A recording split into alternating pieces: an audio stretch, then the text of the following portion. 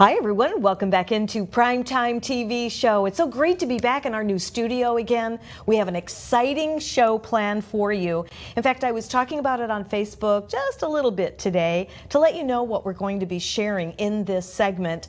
Coming up is my husband here, Dennis Kelly, back in the saddle again. We are going to be talking a lot of things that you have done in the past and where you're going in the future, especially after the soccer team win last night. Was that fantastic? Unbelievable. I tell you. Incredible. They really deserved to win that, didn't they? They sure were. You know, I asked my husband this morning, I said, what was it? It was actually last night afterwards, because being a 5-time world martial arts champion and all, I think he might have a little inkling on how to become a champion. So it just organically came out. I said, what was it? What do you think it was that caused those girls to win? Well, some of it would have to be speculation, obviously. But one of the biggest things that I noticed that was to their advantage, of course the other team had the passion too, but they were more passionate. I can imagine that they were looking at the end result. In other words, seeing themselves already winning the match.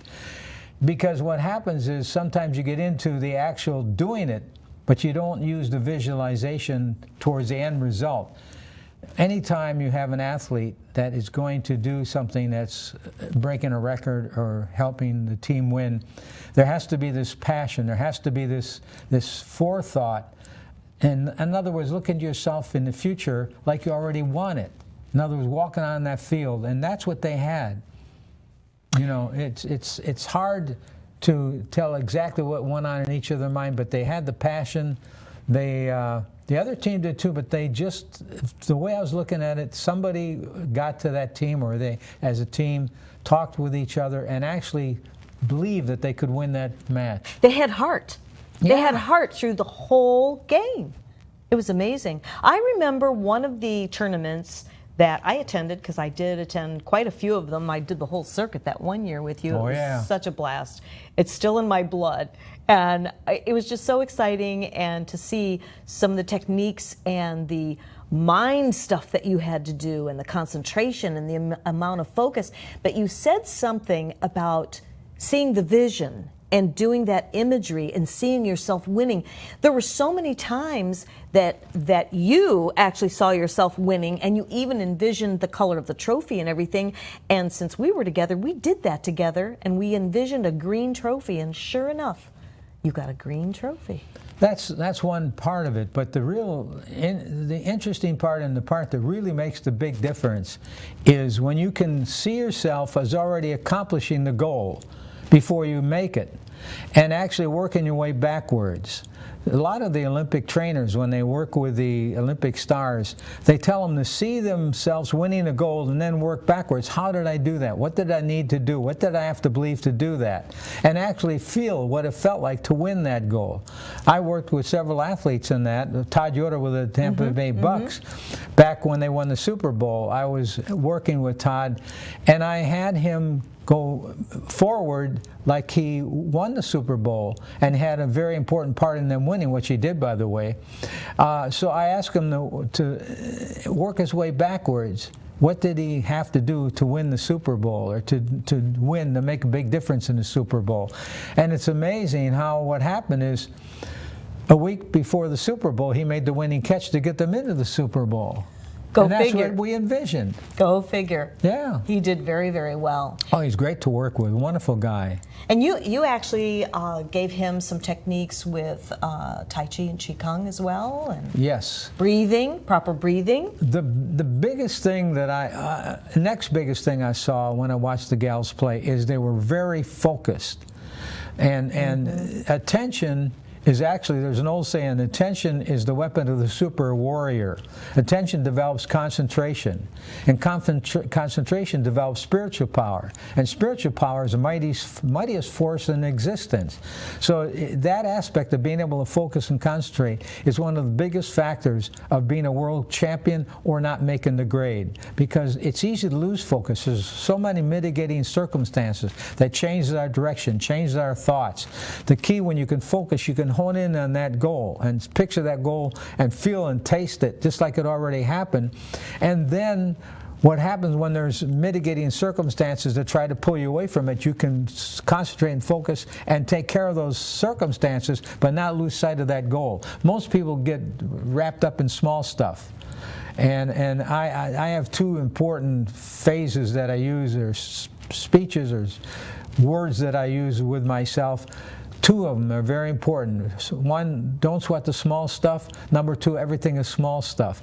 So that's part of that focusing, just not letting yourself get caught up in stuff, in taking too much time on minor things. Exactly. Majoring in minor things, Majoring as in you've minor said so things. many And most times. people do that, unfortunately. Balancing a checkbook, walking the dog, and when you're doing all those things, still be able to be focused on your main goals. That takes practice. But it's worth it, because most sports are more mental than they are physical, like tennis and golf. And any sport basically has a lot to do, because when the athlete gets to be a professional, everyone is physically well fit and really trained well. It's that mental aspect that makes the big difference. But don't you think even the professionals have their split seconds of losing that focus? Like maybe they'll have a great day in their event, and one day, and then the next day not so much. Well, one of the biggest things that psychologists will say that working with sports athletes is sports anxiety. And it's funny because that seems to slip in there when they have too big an ego drive, where they don't have the balance, the empathy balance. A great athlete will have a strong ego drive, and yet they have a strong empathy balance, and they have a high code of ethics. Those things are important being a good athlete. And what I mean by a high ego drive is having pride in yourself, having not so much doing it for the money, but doing it for the sake of really enjoying the process. Like setting a goal. You can never have goal as a main. In other words, perfection as a goal, but perfection should be a direction. But the thing is that when you're trying to focus, I mean, really stay totally focused, and all these, then you have this mind chatter and these thoughts that come in and break that focus and concentration. I've got to admit that truly on the dance floor, I can honestly stay 100% focused. That's about the only thing that I really know for sure in performance that way, other than doing these shows. I mean, I'm always focused on my shows and what we're doing and making sure that you keep tuning in so that we can bring you some great little tidbits of education on so many different subject matters. But honestly, I can't even imagine being an athlete, being out there in the competitive world and staying focused for that amount of time. I mean, that whole game last night. Now, when you get into the ring, how long does that last? That's only what, minute and a half? 3 minutes. 3 minutes? 3 Right. minutes. I could probably focus for 3 minutes, but not in a martial arts ring. It's not as easy How as did it you seems. do? What did you do? You said something before the show, what you did with your mind. What did you call that? Oh, you're talking about no mind. No mind. Yeah. What's no mind? Well, basically what happens when you get in the ring, right before you step onto the ring, you have your battle plan, so to speak. No, it doesn't matter what sport. You have your logical things you need to do, and you have your visualization things you need to do. But when you step in the ring, you have to just dismiss all that, because otherwise you get into a situation of reacting rather than responding. Reacting is when the person makes a move, you make a move. Responding is when they make a move, you make a counter move. In other words, you make two moves in a sense, because one is avoiding your competitor. Is when we get into the fighting part. Other sports there's a different way that it relates to. But when you're getting in the ring to fight, the big important thing is being able to not have to think, because if you think, that takes too much time. You have to respond. Reacting is thinking, where they throw a move and you react to that move, and you're thinking what you're going to do as they're throwing the move. Well, that's too late. So what you have to do is you have to really respond by not thinking, and actually then you almost get to the point that, well, there's a word called inclusion. Inclusion means you know what your opponent's going to do before they do it. And once you get into that no mind, you tap into their heart vibrations, you tap into their mind chatter, the whole bit. It's a way out thing, it's a way out theory. But I know times when I fought my best matches, I would be in the middle of the ring, or it doesn't matter where I'm standing, but I'd be in that position, and I knew from wherever I was that my opponent, what they were going to do before they did it. It was just almost freaky in a sense. But it's hard to get that at 100% of the time. But whenever I was in that position, I never lost a match. No. 5 world championships later, I would say that you know all about focus. And even though it's such a short amount of time, that's a powerful 3 minutes where you have to win enough points to get your trophy, to place and all. Well, so, not only that, you have to fight several people. It's not just one fight and you win the trophy. You may have to fight 4 or 5 times. You only have about a minute or 2 minutes to rest between each fight.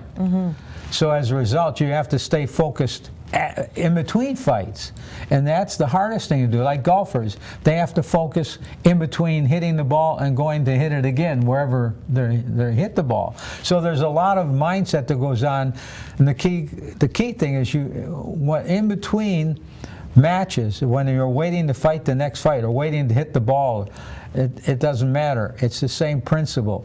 That what you have to do is you have to just not try to think about what you're going to do.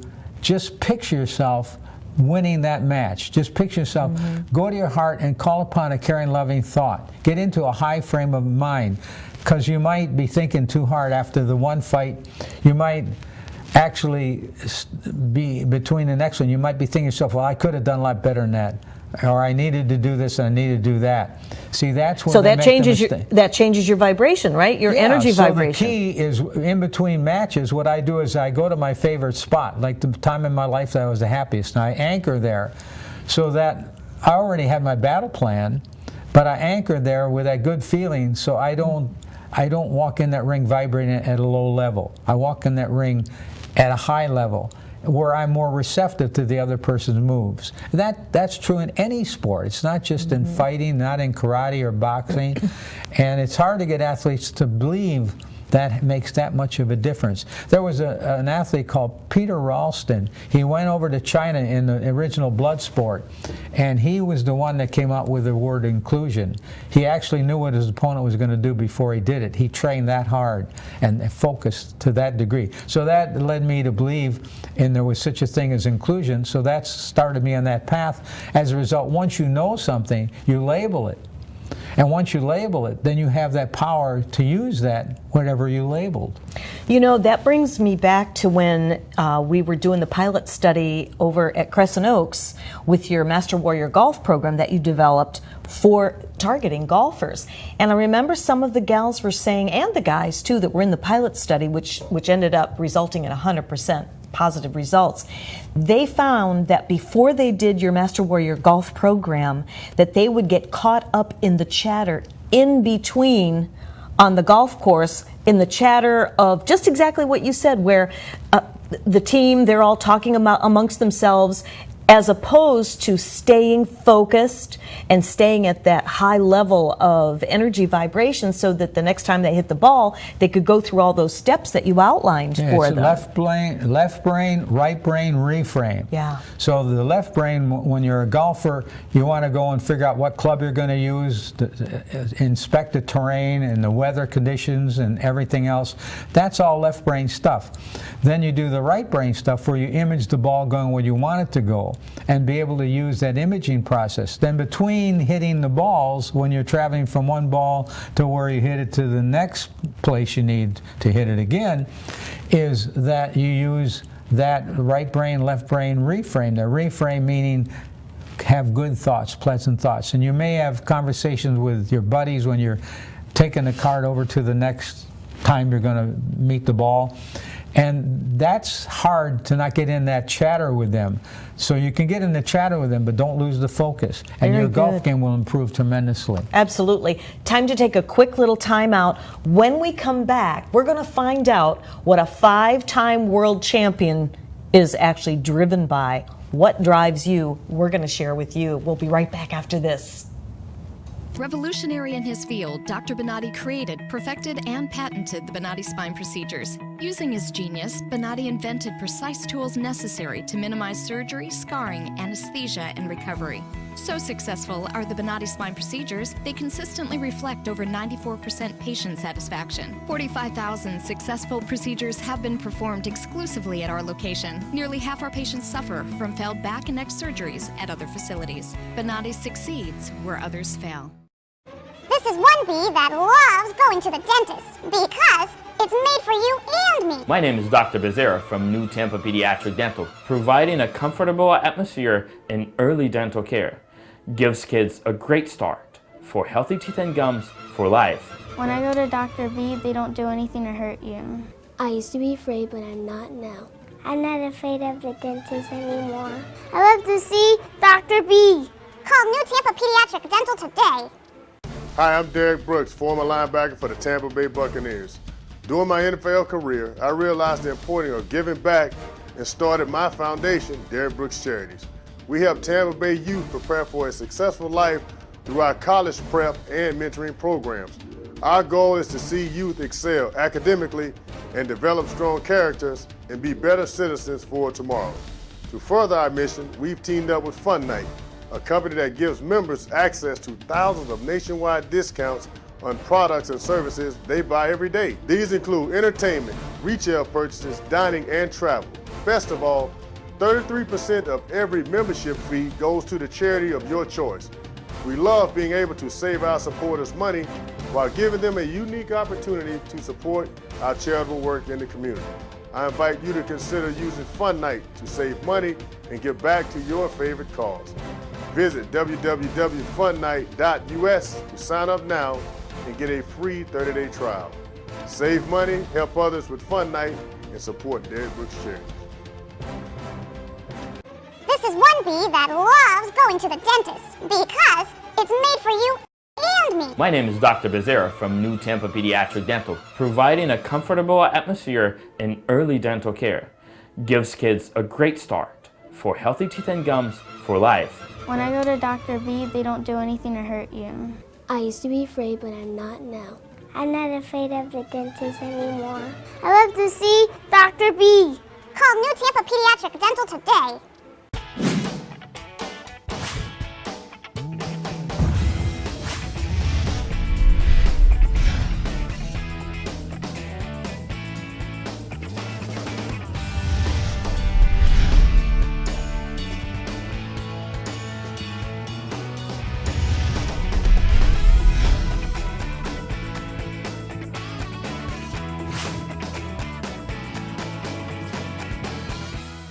This is one bee that loves going to the dentist because it's made for you and me. The environment here is really kid-friendly, family-friendly. The parents are welcome to watch. It's definitely been a different atmosphere since Dr. Becerra has come on. It's very inviting and welcoming, and the children just enjoy coming here all around. My middle son did not like to come to the dentist, but now he loves to come to the Beehive. You don't have to be afraid to go to the dentist. Call New Tampa Pediatric Dental today.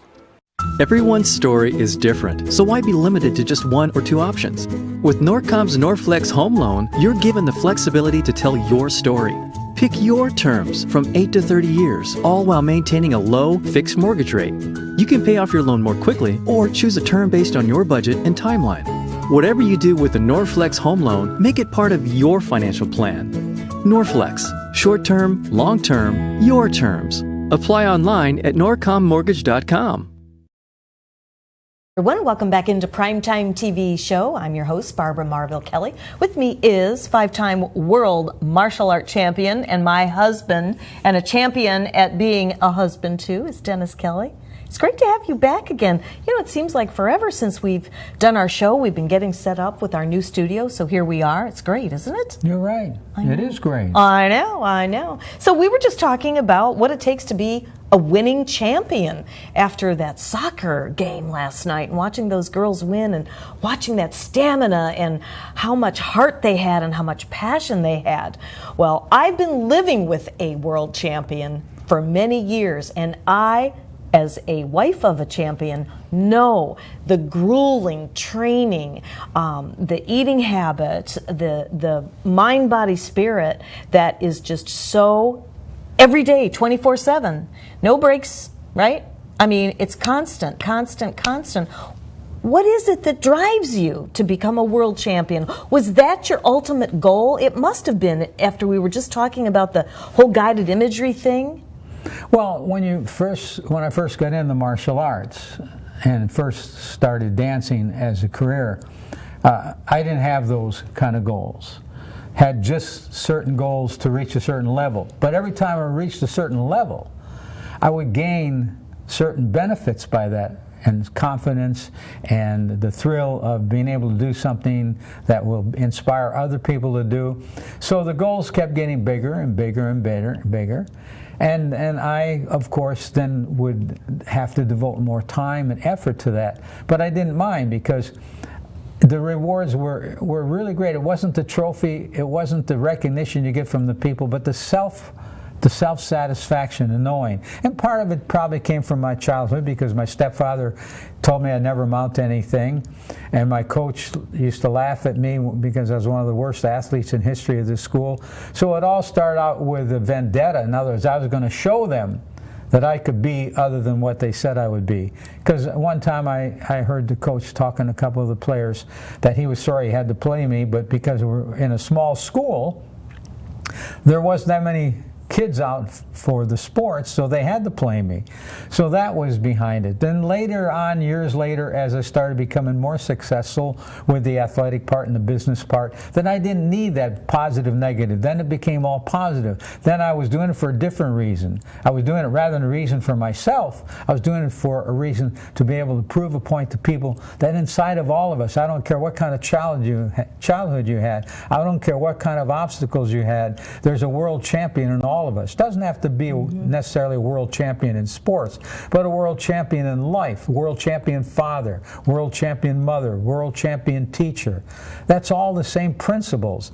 And what helped me a lot was developing, it came from a seminar I went to years ago, and I don't even remember who gave the seminar, but it was having a strong ego drive and a strong and a good empathy balance, and having a high code of ethics. Those were the key factors that I would suggest to any athlete that wants to be professional, or any person who wants to be a successful mother or father, is have a high code of ethics. Don't compromise your beliefs for someone else or from something else if it compromises your code of ethics. And the other thing, having a strong ego drive. That's important, but you also have to have a balance with the strong empathy balance. If your ego drive is stronger than your empathy balance, then you will ride roughshod over people. You'll do anything to get your goal, because you won't be sensitive to other people's feelings, to your coach, to your husband, to your wife. So having that strong ego drive, the pride in yourself, wanting to do a good job, not just to please yourself, but to set an example. If you're a father, to set an example for your children, for your wife. If you're a school teacher, for the students. If you're a minister, for the congregation, or the congregation for you. It doesn't matter. It's all that balance. Having a strong empathy balance is being sensitive to other people's feelings. If you have a strong ego drive and you have a weak empathy balance, like I say, you'll ride roughshod over people. You will make decisions that will be harmful in your performance and the respect you get from people. Or if you have a weak drive, if a weak ego drive, you're never going to have the passion to accomplish what you want. You could have a strong empathy balance, understanding other people's feelings and being considerate of those people, but if you don't have a strong ego drive, that empathy balance is going to pull you down. So you have to have a strong empathy balance and a strong ego drive. At the same time, trying to really balance that is the trick of the game, and having those high code of ethics. Then your training will really matter whole much more as far as the time that you spend, as far as the satisfaction you get, and you won't experience the performance anxieties when it doesn't go the way. I didn't win every match I fought in, but what I would do is I would have every match that I fought in and have filmed. Then I'd go back and study the film. I didn't learn from my times I won, I learned from the times I lost. And that is true in every sport. You don't learn from the times you win, you have a good shot, you have a good tournament, it doesn't matter. You learn from the losses, and those are the things that should inspire you to go ahead rather than take away from you. It makes a lot of sense, but you know, sometimes we hear about ego that it can be a negative. So it could be. So what you're saying is basically it's all balance and harmony. If you have a with weak yourself. ego drive, nothing good can be accomplished. Right. If you have a weak empathy balance, nothing good can be accomplished. That makes sense. It's having that balance, that middle of the road. And when you get to the side of the road, at least you have a set of code of ethics that keep you in balance. Right. That's so important. And like I said, winning, let me rephrase that. Sports is a great metaphor for life. So by being a champion dancer and champion martial artist, it helped me be a better person to my family, to my wife, and be an example. The best gift you can give your loved one is be a good example. There's such a responsibility with being a parent, a friend, even a responsibility of being a friend. You know, and that has kept me from really going back to when I was a child with a lack of confidence, with a bad idea of myself. In other words, a very, very bad paradigm. But that's all changed because of the philosophy and following my dreams. And you know what? We all have those dreams, and sometimes they're kind of like squashed from a false belief system of ourselves that a picture that others have painted for us. So you painted yourself right out of that box, and you did prove to family, friends, your coaches, and all those that told you you were a bum, you were this, you were that.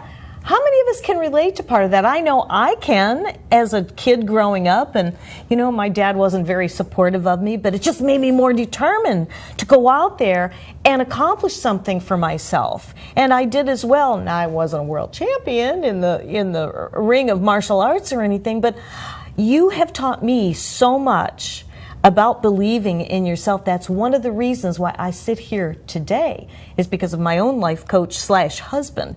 And it's really exciting to see where we've been going, to be able to have prayers answered, to have a show like this, the Primetime TV show, and our What's Your Story segment, which we do quite frequently because everyone has a story. And our story, we love sharing in segments here and there, whether it be from wellness, whether it be from inspiration and motivation. And it seems like even later on in life, we can still accomplish many goals. You're in the process of getting a movie done, Legend of Tango Man. All these years of trial and error, tried and true systems, you're now able to step forth, and we're going to get that movie produced for you so that takes it up into the big picture land, so that everybody can hear that, yes, dream big and believe in yourself. Start over late in life. Absolutely. Who hasn't lost it, made it, right? And when you can learn a few tidbits from people who have done all of the above and that can still come out on top, you know, we can share some of those tidbits that we've done that keep us going loud and clear and really strong and hard with our dream. One dream that we're going to be talking about when we come back too is your brand new 2015-16 book on your lost but found manuscript, your world-class master athlete. It's a sports manual that has never been revealed before. It's all the secrets that my husband has learned over the years that allowed you to become a world-class champion 5 times, and then 13 national championships. I mean, and I was there to see a lot of those accomplishments. Yep, you were. You saw my wins and my losses. Yes, even a couple of the times when I heard the cracked rib and the healing that you had to do all on your own. They heard it all the way across the auditorium room. I caught a sidekick to the ribs and went, pop. We're going to take a quick time out. We'll learn more about that when we get back. And so stay with us. We're glad that you are listening to what we have to say, because there's more to come right here on Primetime TV Show. We'll be right back. Revolutionary in his field, Dr. Bonatti created, perfected, and patented the Bonatti spine procedures. Using his genius, Bonatti invented precise tools necessary to minimize surgery, scarring, anesthesia, and recovery. So successful are the Bonati spine procedures, they consistently reflect over 94% patient satisfaction. 45,000 successful procedures have been performed exclusively at our location. Nearly half our patients suffer from failed back and neck surgeries at other facilities. Bonati succeeds where others fail. This is one bee that loves going to the dentist because it's made for you and me. My name is Dr. Becerra from New Tampa Pediatric Dental, providing a comfortable atmosphere in early dental care. Gives kids a great start for healthy teeth and gums for life. When I go to Dr. B, they don't do anything to hurt you. I used to be afraid, but I'm not now. I'm not afraid of the dentist anymore. I love to see Dr. B. Call New Tampa Pediatric Dental today. Hi, I'm Derek Brooks, former linebacker for the Tampa Bay Buccaneers. During my NFL career, I realized the importance of giving back and started my foundation, Derek Brooks Charities. We help Tampa Bay youth prepare for a successful life through our college prep and mentoring programs. Our goal is to see youth excel academically and develop strong characters and be better citizens for tomorrow. To further our mission, we've teamed up with Fun Night, a company that gives members access to thousands of nationwide discounts on products and services they buy every day. These include entertainment, retail purchases, dining, and travel. Best of all, 33% of every membership fee goes to the charity of your choice. We love being able to save our supporters money while giving them a unique opportunity to support our charitable work in the community. I invite you to consider using Fun Night to save money and give back to your favorite cause. Visit www.funnight.us to sign up now and get a free 30-day trial. Save money, help others with Fun Night, and support Derek Brooks Charities. This is one bee that loves going to the dentist because it's made for you and me. My name is Dr. Becerra from New Tampa Pediatric Dental, providing a comfortable atmosphere in early dental care. Gives kids a great start for healthy teeth and gums for life. When I go to Dr. B, they don't do anything to hurt you.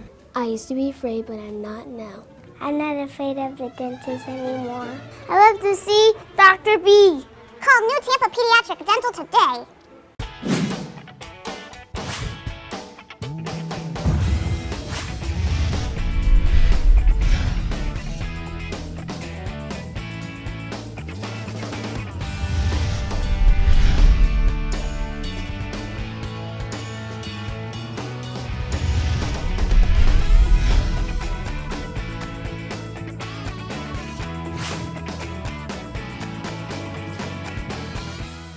This is one bee that loves going to the dentist because it's made for you and me. The environment here is really kid-friendly, family-friendly. The parents are welcome to watch. It's definitely been a different atmosphere since Dr. Becerra has come on. It's very inviting and welcoming, and the children just enjoy coming here all around.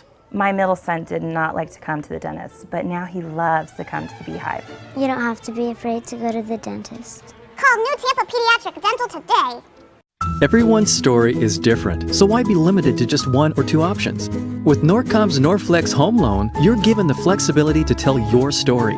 Pick your terms from 8 to 30 years, all while maintaining a low, fixed mortgage rate. You can pay off your loan more quickly or choose a term based on your budget and timeline. Whatever you do with the Norflex Home Loan, make it part of your financial plan. Norflex, short-term, long-term, your terms. Apply online at norcommortgage.com. Absolutely. You agree, don't you? Oh, we're back. Hello. I was asking my husband, I said, you probably feel like you could probably be another world champion again. And you probably could. You never know. That's right. Welcome to Primetime TV Show, guys. It's Barbara Marville Kelly and Dennis Kelly here, sharing some things on what it takes to become a world champion. Because I'm sitting next to a 5-time world champion, 13 national champion in men's fighting point karate. And so you didn't really hurt anybody, did you? I tried not to. Yeah, but it was all point karate. So it was all about skill and everything? You can score a point by breaking his ribs, knocking his jaw out of line. Ooh. Or you can tap him and get a point. Which is what you did. Yeah, my whole idea when I got in the ring was a true martial artist isn't going to be in there trying to kill his opponent. Because it's a game of tag, so to speak. And the one that's the fastest, the quickest, and the smartest is the one, and the one that has the most passion is the one that usually wins. And the most drive and the focus and the concentration. The U.S. Open, we were kind of like going through a withdrawal watching that. It was actually on TV last night, and you attended just about every U.S. Open over here in Orlando, every 4th of July weekend. And it was pretty exciting to see, wow, the talent and the techniques and everything. I know it's near and dear to our hearts. Yeah, it's one of the biggest tournaments, that and the Battle of Atlanta in the country. I've competed in both. In fact, I competed in the Battle of Atlanta over a 20-year period, and the U.S. Open probably over a 15, 20-year period also. So those two tournaments, you know, I have a big heart in those two tournaments. A lot of good memories. I know. It certainly was. Well, you know, one thing that we talk every now and again on is a program that you developed called the Tai Chi USA system that involves the ancient Asian arts of Qigong and Tai Chi. And you put kind of like your own spin to it so that students and instructors could learn at a faster pace without taking any of the integrity away from it. And that was based on a gal that came to us wanting to be an instructor, and how you had to kind of break it down so that she could learn it so that you could help her become successful with it. Taking the Tai Chi and the Qigong, those are some of your secrets in winning all those titles, aren't they? Well, they're really not secrets in a sense. I say that because very few people really have put it all together. But over the period of years, I've been fortunate enough to work with some of the greatest physiologists, martial artists in the world. And it was that bonding with these wonderful individuals and them sharing their secrets with me. Because as a martial artist, when you're competing, you don't always want to let your competitors know what you're doing, obviously.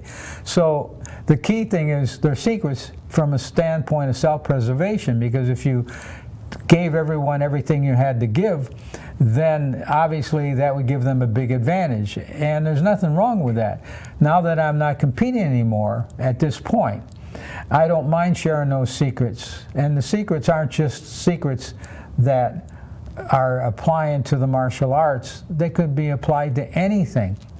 And like I say, they're really not secrets. If you take about 10 years and research the internet, you can probably find all this information. Mm-hmm, that's true. But that's not how I found out. I found it out from just in personal experience with these wonderful, great athletes.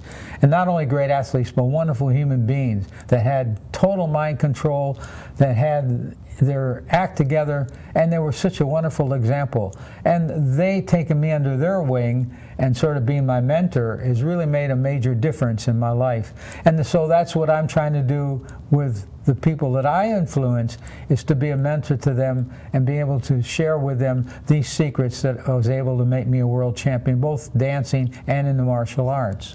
Well, also, learning being on the defense certainly does help, because otherwise you also had to learn how to heal yourself when you'd get a few side kicks and different things like that. And through the Qigong, that was something that, like you say, it's not necessarily a secret, but the way you pulled the program together with the breathing, which also helped you obviously deliver oxygen to the cells, which in turn helped you heal, but also that mind control that you had to have, because doesn't the breathing help with that?